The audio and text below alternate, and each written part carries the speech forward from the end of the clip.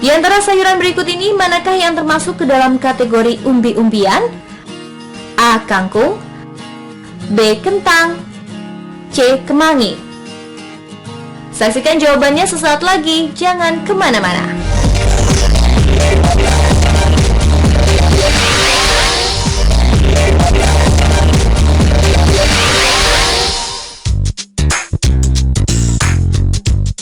Kentang merupakan salah satu tumbuhan sayuran yang termasuk ke dalam kategori umbi-umbian.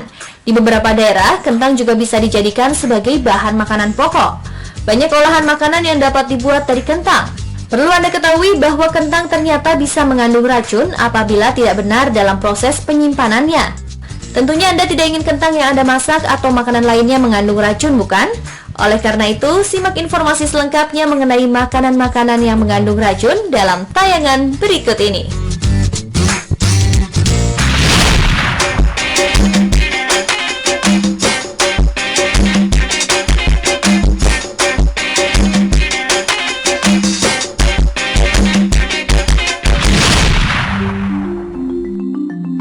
Pemirsa, tahukah Anda bahwa setiap hari manusia sering mengkonsumsi makanan yang dihasilkan oleh tumbuh-tumbuhan yang mengandung racun mematikan?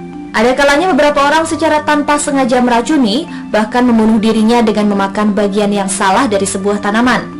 Agar Anda tidak menjadi salah satu dari mereka, berikut ini Spotlight sajikan informasi tentang makanan-makanan beracun yang penting untuk Anda ketahui.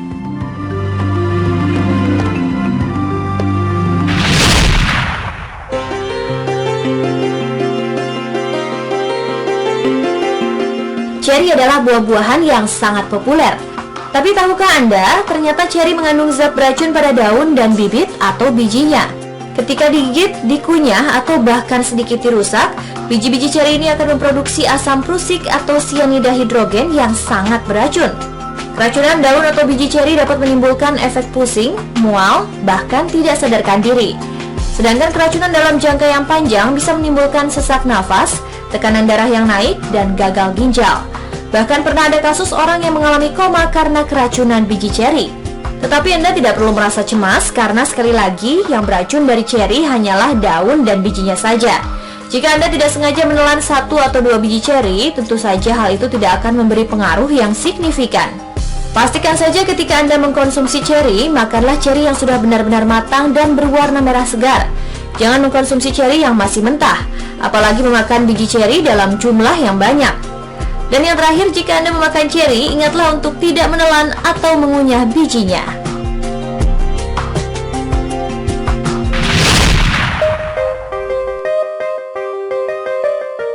Seperti almond dan ceri, apel juga mengandung racun sianida dalam bijinya. Namun kandungan sianida dalam biji apel takarannya lebih kecil dibandingkan yang terdapat dalam almond atau biji buah ceri. Apel sering menjadi makanan favorit untuk pencuci mulut setelah makan. Biji apel yang berukuran kecil seringkali dimakan secara tidak sengaja.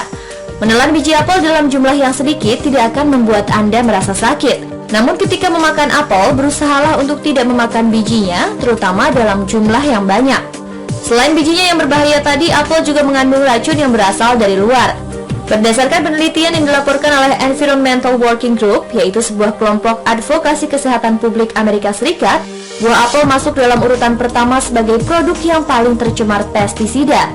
Penemuan ini berdasar pada analisa data pemerintah Amerika Serikat terhadap 53 buah dan sayuran untuk mengetahui hasil tanaman yang paling tinggi pestisidanya setelah dicuci. Hampir 92% apel yang diteliti mengandung 2 atau lebih pestisida. Paparan pestisida dari makanan yang dikonsumsi diketahui bersifat sebagai racun bagi sistem saraf, menyebabkan kanker, mengganggu sistem hormon, dan menyebabkan gangguan otak pada anak. Ibu hamil juga disarankan menghindari makanan yang tercemar pestisida. Menurut seorang analis bernama Sonya Lunder, pestisida pada apel kemungkinan besar berasal dari pembasmi jamur yang disemprotkan pada pohon apel agar buah ini bisa awet lebih lama. Pestisida yang terkandung mungkin saja dalam jumlah kecil, tetapi efeknya tentu berbahaya dalam jangka panjang.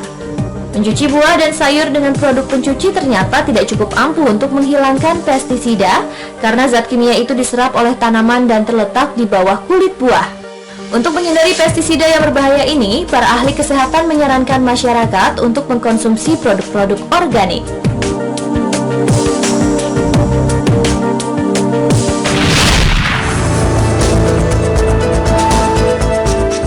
Buah-buahan yang mengandung racun selanjutnya adalah tomat.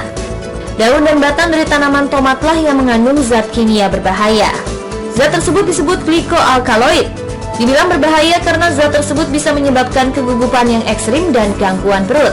Selama ini daun dan batang tomat kerap digunakan dalam memasak untuk meningkatkan rasa. Namun keduanya harus dibuang dulu sebelum dimakan. Memasak dengan cara seperti ini tidak mengeluarkan racun, namun dapat membuat perbedaan yang besar dalam rasa. Terakhir, untuk meningkatkan rasa tomat setelah membuang daun dan batang tomat, taburkanlah sedikit gula di atas masakan tersebut.